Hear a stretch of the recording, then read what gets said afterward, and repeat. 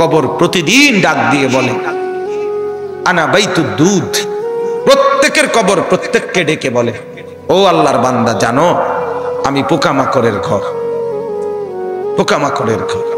তুমি তো সেই বান্দা যে একটা মশা কানের পাশ দিয়ে উড়ে গেলে তোমার ঘুম বন্ধ হয়ে যায়, চোখ মিলে যায়। একটা মশার গুনগুন আওয়াজ সহ্য করতে পারো না। একবার কয়েল, একবার অ্যারোসোল, একবার মশারি, এরপরও তুমি চাও যে একটা মশাও যেন আমার কানের কাছে গুনগুন না করে। তো 5 ঘন্টার ঘুমের জন্য, 6 ঘন্টার ঘুমের জন্য বান্দা এই যত্ন নিলা, অনন্তকাল কিংবা বছরের পর বছর কবরের যে ঘুম দিবা, পড়ে থাকবা সেই ঘরে, পোকা মাকড়ের ঘর, সেই ঘরে তুমি ঘুমাইবা কেমনে, থাকবা?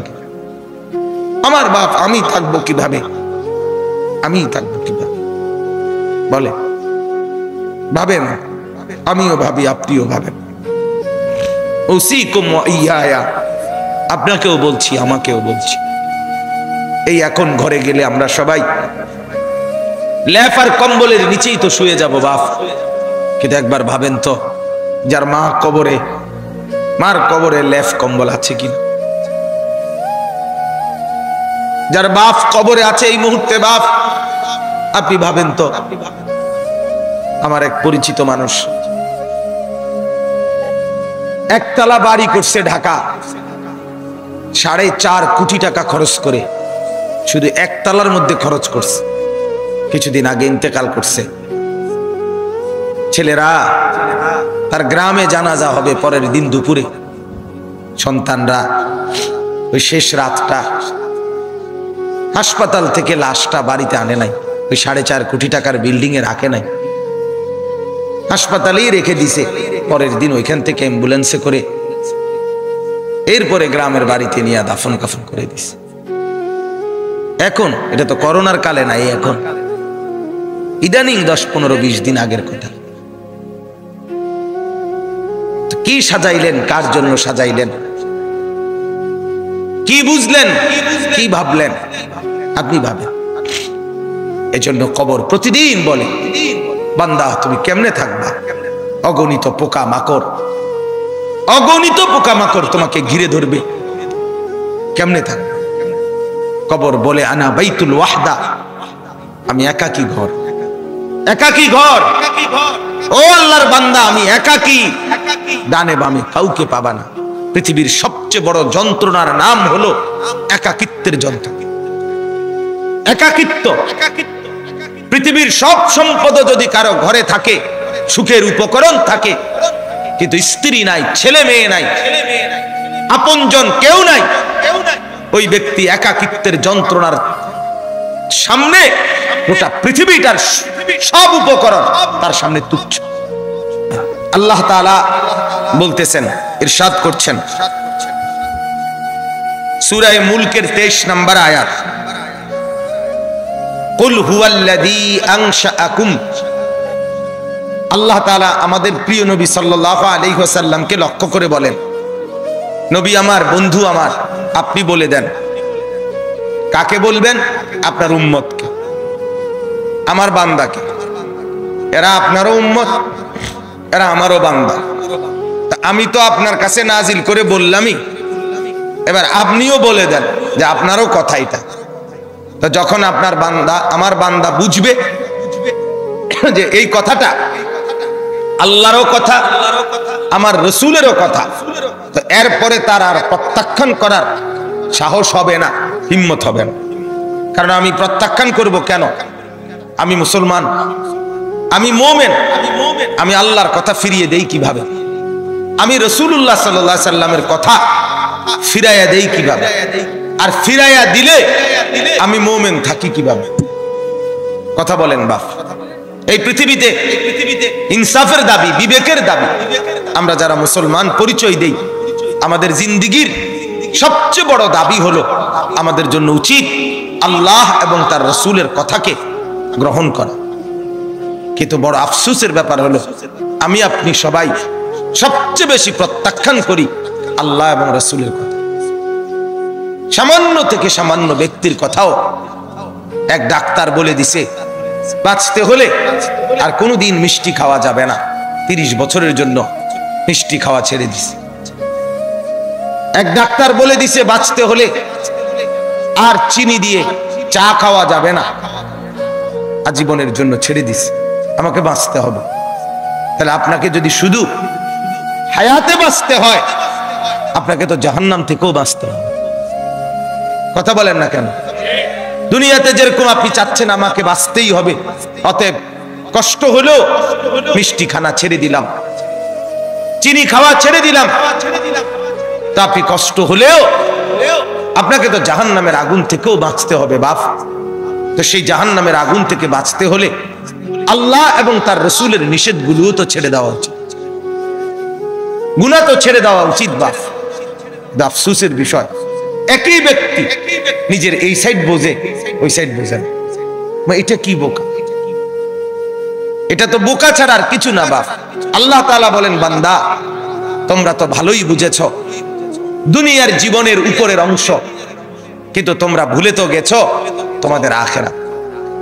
আখিরাত আমি বলি অনেক সময় উদাহরণ দিয়ে, এই যে এই কাগজটা 4 কালারের, এটার এই পৃষ্ঠাটার মধ্যে দেখেন তো অনেক ডিজাইন করছে, অনেক ডিজাইন, 4 কালারের ডিজাইন, চমৎকার করে এই পিঠ সাজাইছে।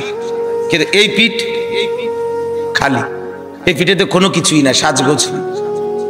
তো আল্লাহ তাআলা যেন বলছে, বান্দা মাটির উপরে তোমার যেই ঘর, সেই ঘর তো খুব সুন্দরভাবে সাজাইলা, ইট বালু সিমেন্ট, ময়মনসিংহ থেকে বালু আনছো, সিলেট থেকে পাথর আনছো, 1 নাম্বার ইট 1 নাম্বার বালু, এরপরে টাইলস, এরপরে খাট পালং sofa furniture, fridge AC, dining table, চায়ের কাপ, কাচের প্লেট, লবণের বাটি, অত্যাধুনিক সাজে পুরা ঘরটা সুন্দর করে সাজিয়েছ। বান্দা এই পিঠ তো খুব সাজাইলা, তো তুমি কি জানো মাটির নিচে তোমার আরেকটা ঘর আছে, সেই ঘরের নাম তো কবর। আমার বান্দা, আল্লাহ যেন বলছে, আমার বান্দা মাটির নিচের ওই ঘর, সে ঘর সাজাইবা না, সেটাও তো তোমারই ঘর। কি ভাই, শেষ বেলায় আমার বাপ, আমার ভাই, আমার বন্ধু, রাত অনেক হয়েছে, আমি ইচ্ছে থাকলেও লম্বা করতে পারবো না ভাই, আমারও ফিরে যাইতে হবে, কুমিল্লা ক্যান্টনমেন্ট যাইতে হবে। আমি আজকে গত শুক্রবারে বের হয়েছি, এখনো পথে পথে আছি, বাসায় যাই নাই, আজকে 5-6 দিন। তো আমি বলতে চাচ্ছি আপনাকে এই কথা, মাটির নিচের ওই ঘর, সেটা আপনারই ঘর, সেটা আমারই ঘর বাপ। সে ঘর সাজাবেন না, সে ঘরে এভাবে ভুলে গেলেন, এভাবে ভুলে গেলেন। তো এই জন্য বলি, এটা যেন এমন মাটির উপরের এই ঘর যদি খাট পালং আর সোফা দিয়ে সাজে, আল্লাহর কসম মাটির নিচের আপনারই ওই ঘর সাজতে হলে জিকির আর তাসবিহ তেলাওয়াত লাগবে। এই ঘর সাজবে খাট পালং দিয়ে, ওই ঘর সাজবে জিকির তাসবিহ তেলাওয়াত দিয়ে, আল্লাহ তাআলার গোলামি দিয়ে। প্রতিটা সেজদা ওই ঘর সাজিয়ে দেবে, প্রতিটা জিকির ওই ঘর সাজিয়ে দেবে, প্রত্যেকটা বন্দেগী আপনার কবরের ঘর সাজিয়ে দেবে।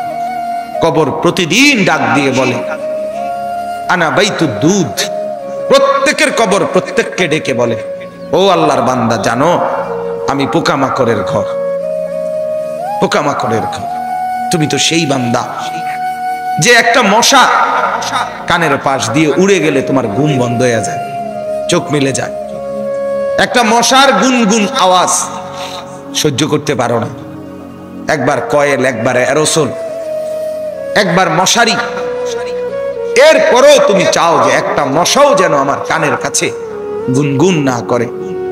তো 5 ঘন্টার ঘুমের জন্য, 6 ঘন্টার ঘুমের জন্য বান্দা এই যত্ন নিলা, অনন্তকাল কিংবা বছরের পর বছর কবরের যে ঘুম দিবা, পড়ে থাকবা সেই ঘরে পোকা মাকড়ের ঘর, সেই ঘরে তুমি ঘুমাইবা কেমনে, থাকবা কি?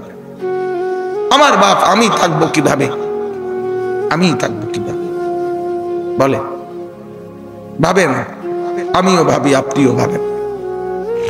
ওসিকুম ওয়া ইয়া, আপনাকেও বলছি, আমাকেও বলছি। এই এখন ঘরে গেলে আমরা সবাই ল্যাপ আর কম্বলের নিচেই তো শুয়ে যাব বাপ। কিন্তু একবার ভাবেন তো, যার মা কবরে, মার কবরে ল্যাপ কম্বল আছে কিনা?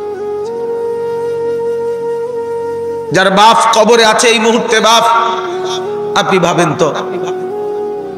আমার এক পরিচিত মানুষ একতলা বাড়ি করছে ঢাকা, 4.5 কোটি টাকা খরচ করে, শুধু একতলার মধ্যে খরচ করছে। কিছুদিন আগে ইন্তেকাল করছে। ছেলেরা, তার গ্রামে জানাজা হবে পরের দিন দুপুরে। সন্তানরা ওই শেষ রাতটা হাসপাতাল থেকে লাশটা বাড়িতে আনে নাই, ওই 4.5 কোটি টাকার বিল্ডিং এ রাখে নাই, হাসপাতালেই রেখে দিছে। পরের দিন ওইখান থেকে অ্যাম্বুলেন্সে করে এরপরে গ্রামের বাড়িতে নিয়ে দাফন কাফন করে দিছে। এখন এটা তো করোনার কালে নাই, এখন ইদানিং 10-15-20 দিন আগের কথা। কি সাজাইলেন, কার জন্য সাজাইলেন, কি বুঝলেন, কি ভাবলেন? আপনি ভাবেন।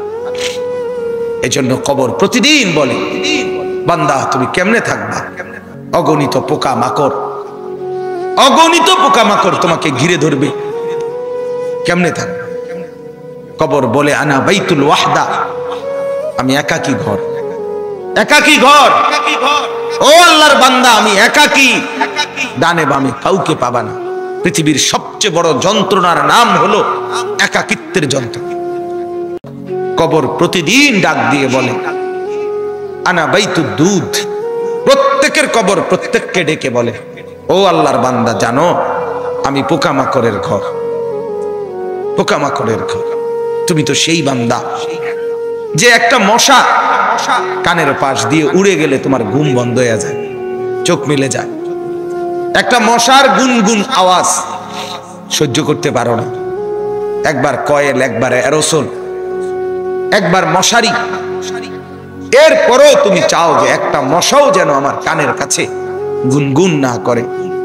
তো 5 ঘন্টার ঘুমের জন্য, 6 ঘন্টার ঘুমের জন্য বান্দা এই যত্ন নিলা, অনন্তকাল কিংবা বছরের পর বছর কবরের যে ঘুম দিবা, পড়ে থাকবা সেই ঘরে, পোকা মাকড়ের ঘর, সেই ঘরে তুমি ঘুমাইবা কেমনে, থাকবা? আমার বাপ, আমি থাকবো কিভাবে, আমি থাকবো কিভাবে বলে? ভাবেন, আমিও ভাবি, আপনিও ভাবেন। ওসিকুম ওয়া ইয়া, আপনাকেও বলছি, আমাকেও বলছি। এই এখন ঘরে গেলে আমরা সবাই ল্যাপ আর কম্বলের নিচেই তো শুয়ে যাব বাপ। কিন্তু একবার ভাবেন তো, যার মা কবরে, মার কবরে ল্যাপ কম্বল আছে কিনা? যার বাপ কবরে আছে এই মুহূর্তে বাপ, আপনি ভাবেন তো। আমার এক পরিচিত মানুষ একতলা বাড়ি করছে ঢাকা, 4.5 কোটি টাকা খরচ করে, শুধু একতলার মধ্যে খরচ করছে। কিছুদিন আগে ইন্তেকাল করছে। ছেলেরা, তার গ্রামে জানাজা হবে পরের দিন দুপুরে। সন্তানরা ওই শেষ রাতটা হাসপাতাল থেকে লাশটা বাড়িতে আনে নাই, ওই 4.5 কোটি টাকার বিল্ডিং এ রাখে নাই, হাসপাতালেই রেখে দিছে।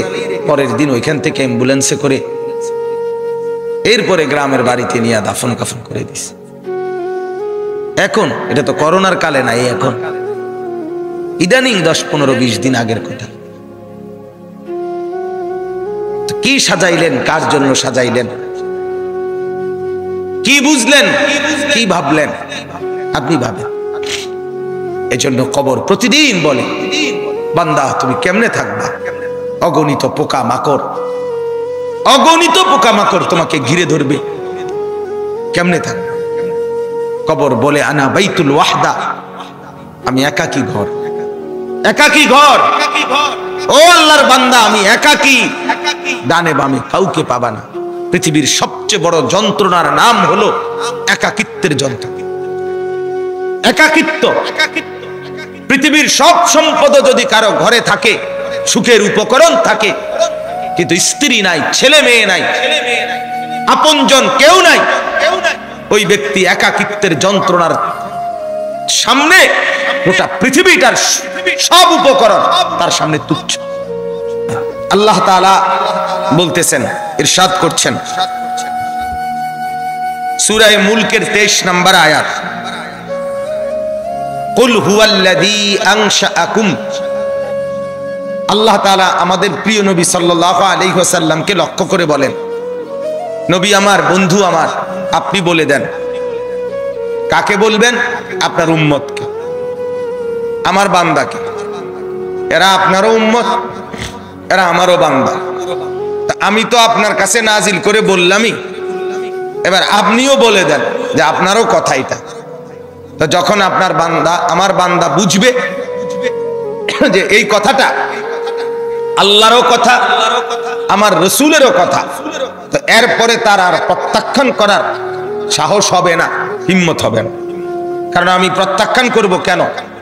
আমি মুসলমান, আমি মুমিন, আমি আল্লাহর কথা ফিরিয়ে দেই কিভাবে? আমি রাসূলুল্লাহ সাল্লাল্লাহু আলাইহি সাল্লামের কথা ফিরাইয়া দেই কিভাবে? আর ফিরাইয়া দিলে আমি মুমিন থাকি কিভাবে? কথা বলেন বাপ। এই পৃথিবীতে ইনসাফের দাবি, বিবেকের দাবি আমরা যারা মুসলমান পরিচয় দেই, আমাদের জিন্দেগীর সবচেয়ে বড় দাবি হলো আমাদের জন্য উচিত আল্লাহ এবং তার রাসূলের কথাকে গ্রহণ করা। কিন্তু বড় আফসোসের ব্যাপার হলো আমি আপনি সবাই সবচেয়ে বেশি প্রত্যাখ্যান করি আল্লাহ এবং রাসূলের কথা। সামান্য থেকে সামান্য ব্যক্তির কথাও এক ডাক্তার বলে দিছে বাঁচতে হলে আর কোনোদিন মিষ্টি খাওয়া যাবে না, 30 বছরের জন্য মিষ্টি খাওয়া ছেড়ে দিছে। এক ডাক্তার বলে দিছে বাঁচতে হলে আর চিনি দিয়ে চা খাওয়া যাবে না, আজীবনের জন্য ছেড়ে দিছে। আমাকে বাঁচতে হবে। তাহলে আপনাকে যদি শুধু হায়াতে বাঁচতে হয়, আপনাকে তো জাহান্নাম থেকেও বাঁচতে হবে। কথা বলেন না কেন?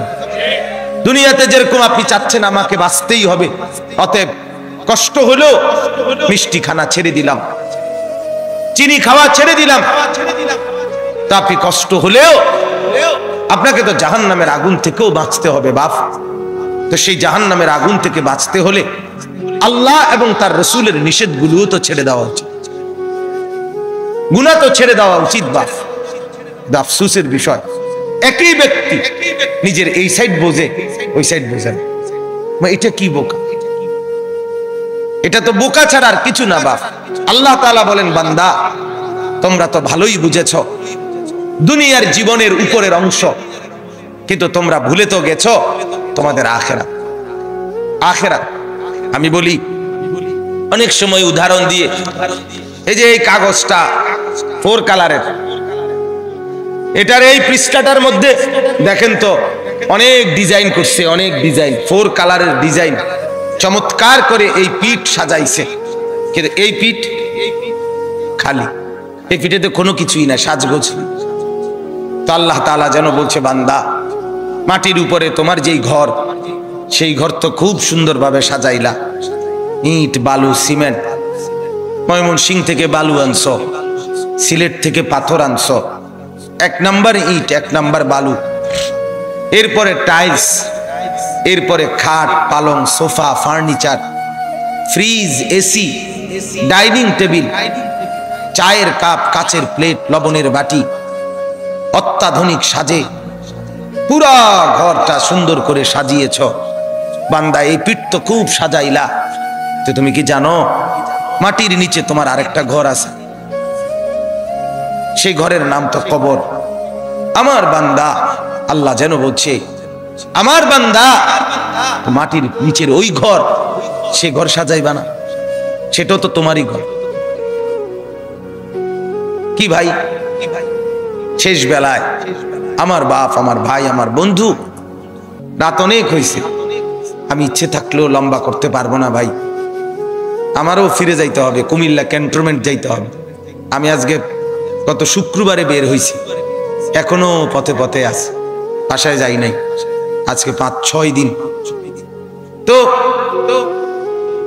আমি বলতে চাচ্ছি আপনাকে এই কথা, মাটির নিচের ওই ঘর, সেটা আপনারই ঘর, সেটা আমারই ঘর বাপ। সে ঘর সাজাবেন না, সে ঘরে এভাবে ভুলে গেলেন, এভাবে ভুলে গেলেন।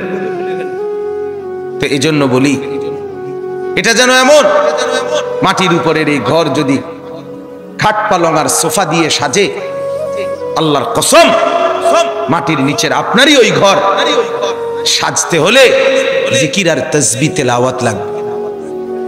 এই ঘর সাজবে খাট পালং দিয়ে, ওই ঘর সাজবে জিকির তাসবিহ তেলাওয়াত দিয়ে।